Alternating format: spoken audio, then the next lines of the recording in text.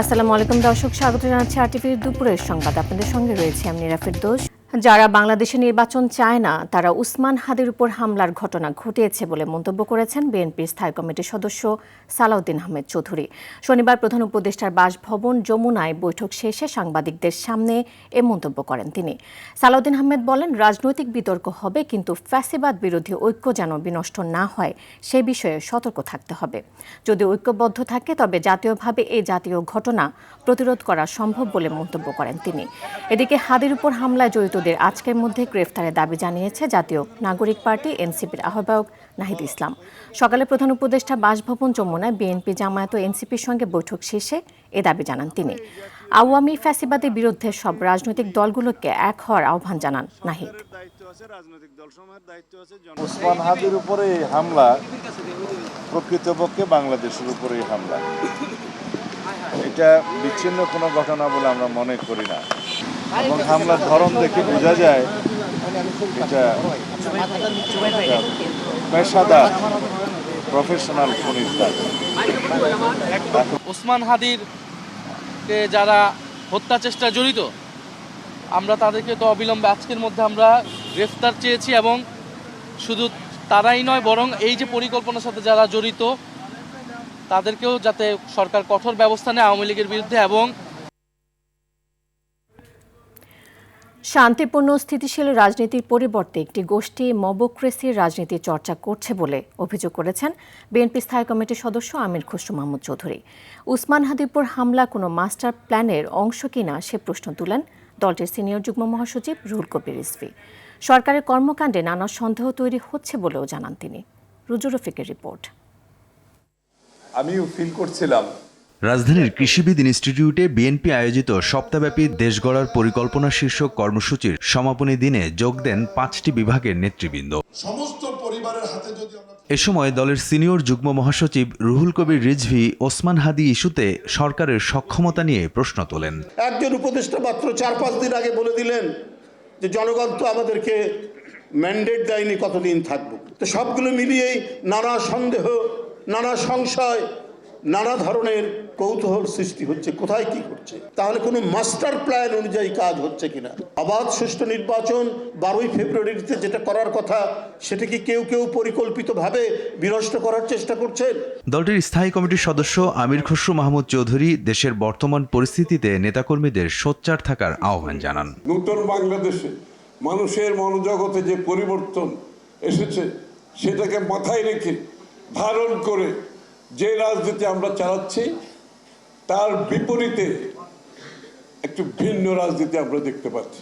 সেটা হচ্ছে মবক্রেসির রাজনীতি, গায়ের জোরের রাজনীতি, যে কোনো অজুহাতে অস্থিতিশীলতার সৃষ্টি করার রাজনীতি। 25 তারিখ তারেক রহমানের আগমনে দেশের রাজনীতিতে নতুন জোয়ার সৃষ্টি হবে বলেও মন্তব্য করেন আমির খসরু। নেতা আসতেছে 25 তারিখে, বাংলাদেশের রাজনীতিতে গণতান্ত্রিক অঙ্গনে নতুন জোয়ার সৃষ্টি হবে ইনশাআল্লাহ। রুদ্র রফিক, আরটিভি, ঢাকা। দীর্ঘ প্রতীক্ষার অবসান ঘটছে। দেশে ফিরছেন বিএনপির ভারপ্রাপ্ত চেয়ারম্যান তারেক রহমান। দলের মহাসচিব মির্জা ফখরুল ইসলাম আলমগীর শুক্রবার রাতে এক ব্রিফিংয়ে এ তথ্য জানান। এই খবরে উচ্ছ্বসিত বিএনপি নেতাকর্মীরা। বিস্তারিত জিএম মাহমুদের রিপোর্টে। প্রায় 18 বছর পর দেশে ফিরছেন বিএনপির ভারপ্রাপ্ত চেয়ারম্যান তারেক রহমান। শুক্রবার রাত 9:30টার দিকে বিএনপির চেয়ারপারসনের গুলশানের কার্যালয়ে এক ব্রিফিংয়ে এ তথ্য জানিয়েছেন দলটির মহাসচিব মির্জা ফখরুল ইসলাম আলমগীর। এ ঘোষণার পরই করতালিতে মুখরিত হয়ে ওঠে চেয়ারপারসনের কার্যালয়। জনাব তারেক রহমান আমাদের দলের ভারপ্রাপ্ত চেয়ারম্যান, তিনি আগামী 25শে ডিসেম্বর, আমি আবার রিপিট করছি যে আগামী 25শে ডিসেম্বর তিনি ঢাকার মাটিতে আমাদের মাঝে এসে পৌঁছবেন। উচ্ছ্বাস প্রকাশ পায় মির্জা ফখরুল সহ অন্যান্য নেতাকর্মীদের মধ্যেও। 2007 সালে 1/11 পট পরিবর্তনের পর গ্রেপ্তার হন তারেক রহমান। 2008 সালে কারাগার থেকে মুক্তি পেয়ে চিকিৎসার জন্য সপরিবারে যুক্তরাজ্যে যান। এরপর থেকেই লন্ডনে অবস্থান করছেন ভারপ্রাপ্ত চেয়ারম্যান। ছাত্র জনতার গণ অভ্যুত্থানে গত বছরের 5 আগস্ট আওয়ামী লীগ সরকার ক্ষমতাচ্যুত হয়। এরপর বিভিন্ন মামলায় তারেক রহমানের সাজার রায় বাতিল এবং কোনো মামলায় আইনি প্রক্রিয়ায় অব্যাহতি পান। এরপর থেকে তার দেশে ফেরার আলোচনা শুরু হয়। তারেক রহমান শিগগিরই ফিরবেন এমন কথা বিএনপি নেতারা কয়েক মাস ধরেই বলে আসছেন। এবার মিলল সেই সুনির্দিষ্ট দিন তারিখ।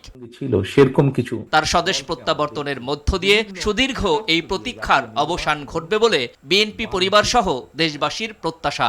জাতীয় নির্বাচন অনুষ্ঠান নিয়ে জিএম মাহমুদ, RTV, ঢাকা। একদিকে নির্বাচন আগামী 25 ডিসেম্বর বিএনপির ভারপ্রাপ্ত চেয়ারম্যান তারেক রহমানের দেশে প্রত্যাবর্তন যেন নিরাপদ হয় এমন আশা প্রকাশ করেছেন দলের মহাসচিব মির্জা ফখরুল ইসলাম আলমগীর।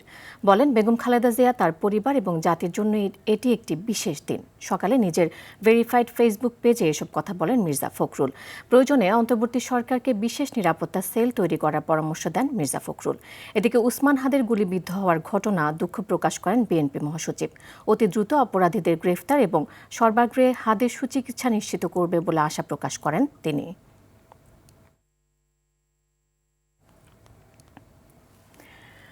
রাজধানী এভারকেয়ার হাসপাতালে চিকিৎসাধীন ইনকিলাব মঞ্চের আহ্বায়ক ও ঢাকা ৮ আসনের সংসদ সদস্য প্রার্থী শরীফ ওসমান হাদি এখনও আশঙ্কামুক্ত নন।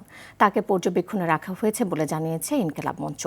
পাশাপাশি তার পরবর্তী চিকিৎসা নিয়ে করণীয় ঠিক করতে মেডিকেল বোর্ড গঠন হয়েছে বলে হাসপাতালটির প্রশাসনিক সূত্রে জানা গেছে।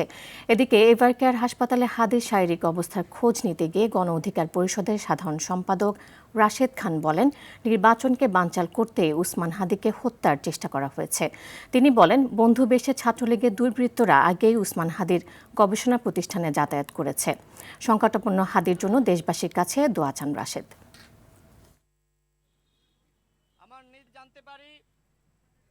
নির্বাচনকে কেন্দ্র করে 50 জন প্রার্থীকে টার্গেট করেছে আওয়ামী দুর্বৃত্তরা এবং নির্বাচন বানচাল করার জন্য তারা এই ধরনের টার্গেট হাতে নিয়েছে। এবং তার অংশ হিসেবে গতকাল আপনারা দেখলেন যে কিভাবে একদম কাছ থেকে টার্গেট করে উসমান হাদি ভাইকে হত্যার উদ্দেশ্যে এই ধরনের পরিকল্পনা করা হয়েছে এবং তারা সেটি বাস্তবায়নও করেছে। দর্শক, রাজধানী এভারকেয়ার হাসপাতাল থেকে সরাসরি যুক্ত হচ্ছেন সহকর্মী শামীম চৌধুরী। শামীম, হাদির শারীরিক অবস্থার সবশেষ কি তথ্য আছে আপনার কাছে? এছাড়া এভারকেয়ার হাসপাতালে ভর্তি বিএনপি চেয়ারপারসন বেগম খালেদা জিয়ার স্বাস্থ্যের বিষয়ে নতুন কোনো তথ্য আছে কিনা জানাবেন আমাদের।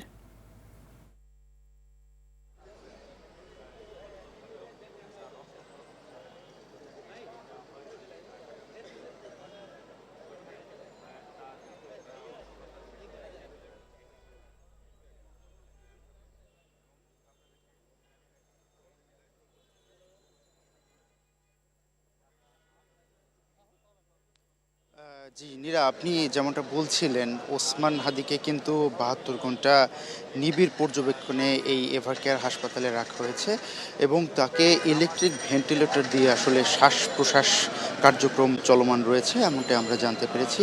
সকাল নাগাদ এ পর্যন্ত কিন্তু তার পরিবারের পক্ষ থেকে বা কোনো মেডিকেল বোর্ডের পক্ষ থেকে আনুষ্ঠানিক কোনো বক্তব্য আমরা পাইনি যে এই মুহূর্তে আসলে ওসমান হাদির শারীরিক অবস্থা আসলে কি পর্যায়ে রয়েছে। সেটা পরিবার অথবা মেডিকেল বোর্ডের পক্ষ থেকে কিন্তু আনুষ্ঠানিকভাবে বিবৃতি দিয়ে আমাদেরকে বা প্রেস ব্রিফিং করে আমাদেরকে জানানো হয়নি। তবে কিছুক্ষণ আগে, ঘণ্টাখানেক আগে গণ অধিকার পরিষদের সাধারণ সম্পাদক রাশেদ খান এখানে সাংবাদিকদের সঙ্গে কথা বলেছিলেন। তিনি যেটা আমাদেরকে জানিয়েছেন, তিনি এভারকেয়ার হসপিটালের ভিতরে গিয়েছিলেন এবং তিনি ওসমান হাদির বড় ভাইয়ের সঙ্গে কথা বলেছেন।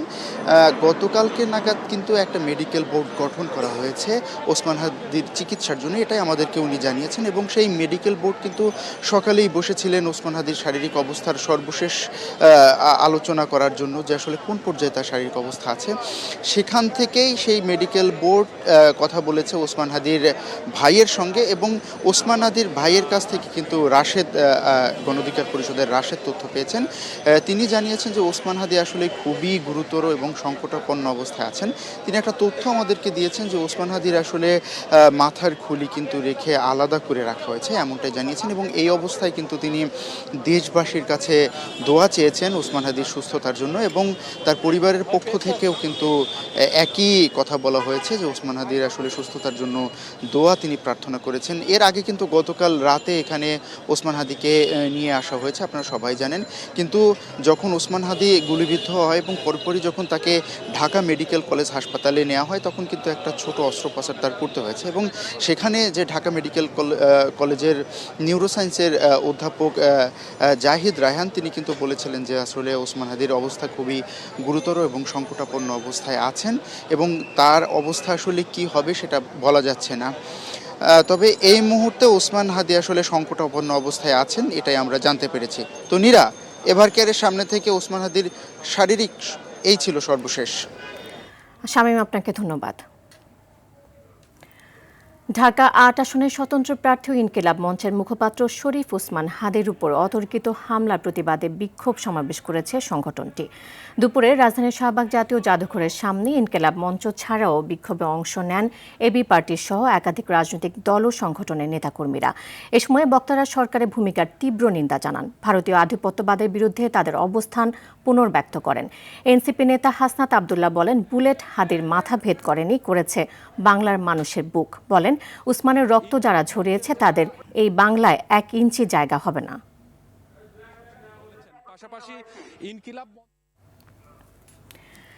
উসমান হাদির গ্রামের বাড়ি ঝালকাঠির নলছিটিতে চুরির ঘটনা ঘটেছে। শুক্রবার দিবাগত রাতে নলছিটির খাসমহল এলাকায় এ ঘটনা ঘটে। বিষয়টি নিশ্চিত করেছে হাদির চাচাতো ভাই সিরাজুল ইসলাম। নলছিটি থানার ওসি আরিফুল আলম জানান, বাড়িতে কেউ না থাকার সুযোগে জানালা ভেঙে চোর ঘরে প্রবেশ করে। তবে কী পরিমাণ মালামাল চুরি হয়েছে তা এখনও নিশ্চিত করতে পারেনি পরিবারের সদস্যরা।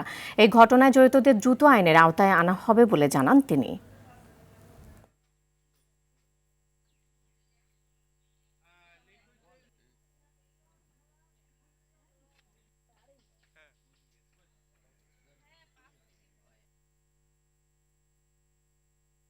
আজকে তো রাত্রে চুরি হয়ে গেছে, ঘরে পিছন দিয়ে ঢুকে এবার মালামাল নিয়ে এইভাবেই করছে। দেখতেছি এখানে অনেক কয়েন পড়ে আছে, মানে ওই যে মাটির ব্যাংক ছিল, মাটির ব্যাগ ভাঙা, মানে পয়সাগুলো ছড়াই গেছে।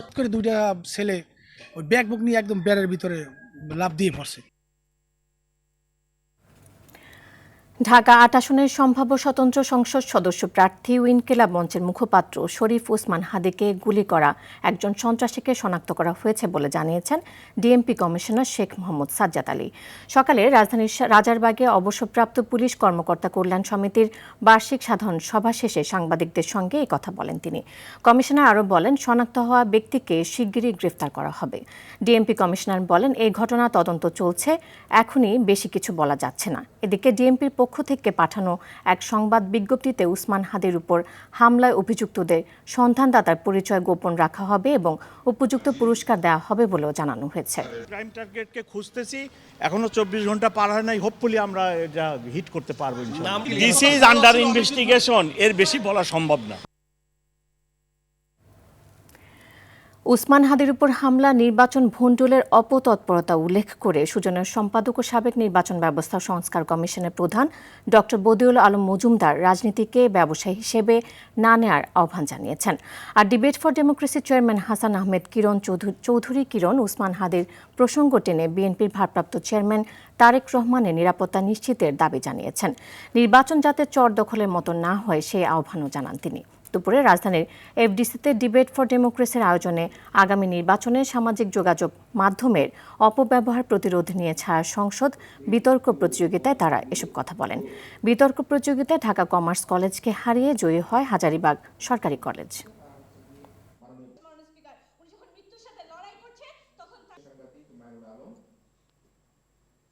পরাজিত শক্তি পালিয়ে গিয়েছে, কিন্তু তাদের দোসররা এখনও এখানে আছে এবং তারা প্রতিনিয়ত হুমকি দিচ্ছে নির্বাচনকে ভণ্ডুল করার জন্য।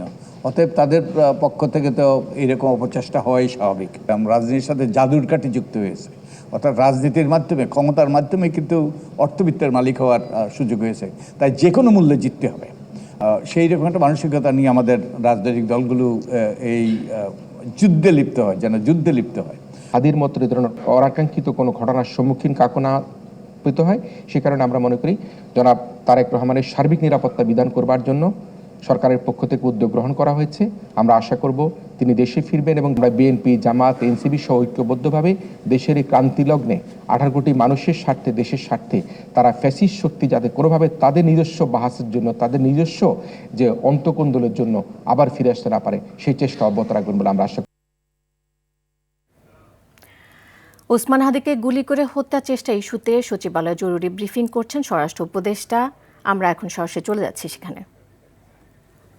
জাতীয় সংসদ নির্বাচনকে বাধাগ্রস্ত করার অপপ্রয়াস বলে আমরা মনে করি।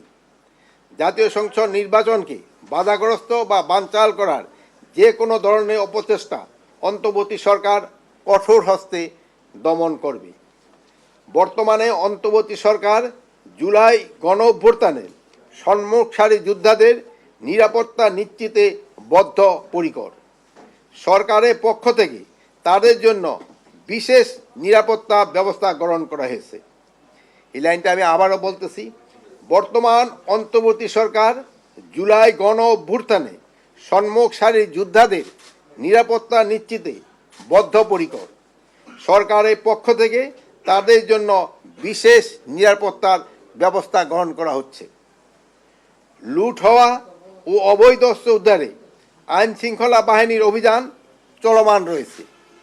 এটিকে আরও জোরদার ও বেগবান করার জন্য ফ্যাসিস্ট টেরোরিস্টে দমনের উদ্দেশ্যে committee operation devil hunt phase 2 অবিলম্বে চালু করার সিদ্ধান্ত গ্রহণ করা হয়েছে। এছাড়াও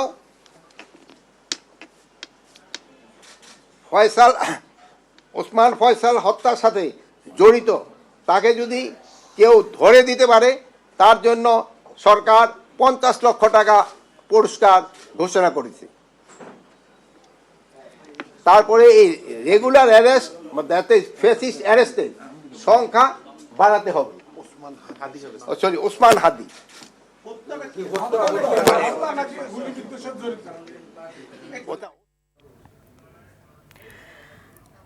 দর্শক, এতক্ষণ সচিবালয় থেকে স্বরাষ্ট্র উপদেষ্টার বক্তব্যের অংশবিশেষ দেখছিলাম আমরা।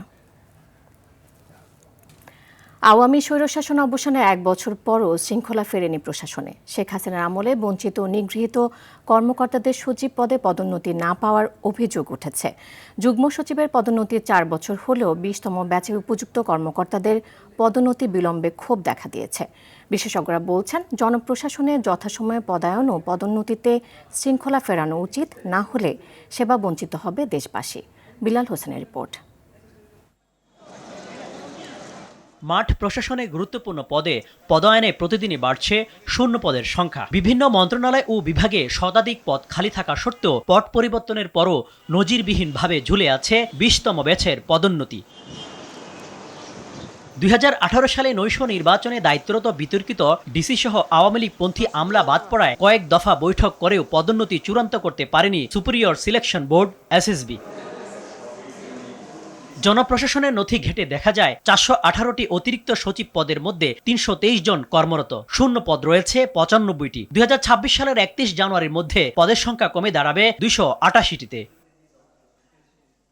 অতিরিক্ত সচিবের অভাবে অধিদপ্তর সংস্থার ডিজি ও চেয়ারম্যানের 40টি পদ এবং বিভিন্ন মন্ত্রণালয়ের অনুবিভাগে 90টি পদ খালি। একজন অতিরিক্ত সচিব 2 বা তার চেয়ে বেশি অনুবিভাগে দায়িত্ব পালন করছেন। পদায়নে শৃঙ্খলা ফেরানো জরুরি জানিয়ে সাবেক জনপ্রশাসন সচিব বলেন, অযথা পদোন্নতি আটকে রাখা অপরাধ। অযথা প্রমোশন আটকে রাখাটা অপরাধ। ওই ব্যাচের সকলে তো খারাপ না, হ্যাঁ এ কথা সত্য।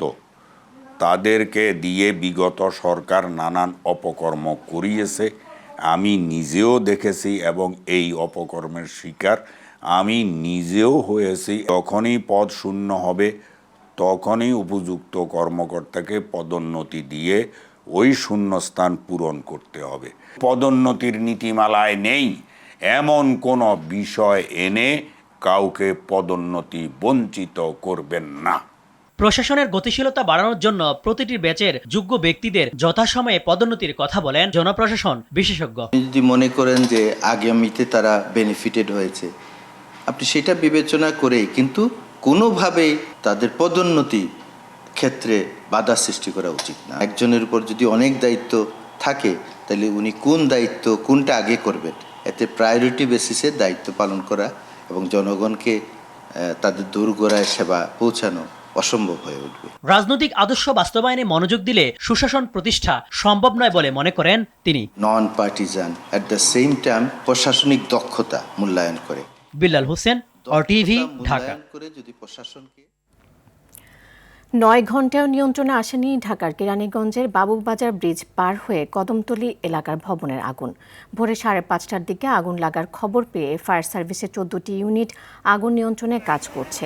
ফায়ার সার্ভিস জানায় জামেলা টাওয়ার নামে 12তলা ওই ভবনে নিচতলায় আগুন লাগে। খবর পেয়ে কেরানীগঞ্জ সদরঘাট ও সিদ্দিক বাজার ফায়ার স্টেশনের ইউনিট আগুন নিয়ন্ত্রণে আনতে কাজ করছে। টাওয়ারের প্রথম ও দ্বিতীয় তলায় রয়েছে বিভিন্ন গার্মেন্টস পণ্যের দোকান ও ছোট ছোট জুট গোডাউন, উপরে আবাসিক কোয়ার্টার।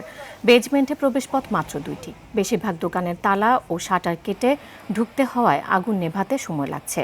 আর ভবনে কেমিক্যালের কোনো অস্তিত্ব পাওয়া যায়নি, তাই অযথা আতঙ্কিত না হওয়ার আহ্বান জানায় ফায়ার সার্ভিস। এ পর্যন্ত মোট 45 জনকে উদ্ধার করে বিভিন্ন সিঁড়ি দিয়ে নিরাপদে নামিয়ে আনা হয়েছে। আগুনে ঘন ধোঁয়ায় থাকায় উদ্ধার ও নির্বাপন কার্যক্রম ব্যাহত হচ্ছে।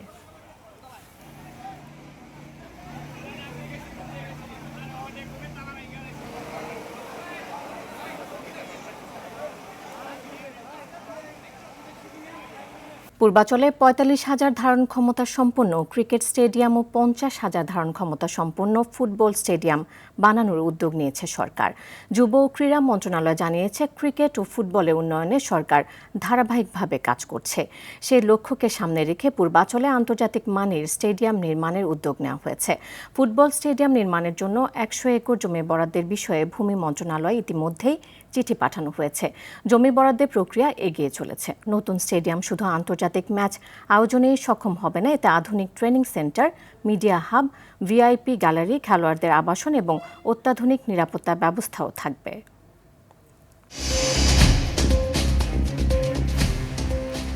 দর্শক, দুপুরের সংবাদ এ পর্যন্তই। জেলা সংবাদ বিকেল 4:45টায় দেখার আমন্ত্রণ রইল। এতক্ষণ সাথে থাকার জন্য ধন্যবাদ সবাইকে।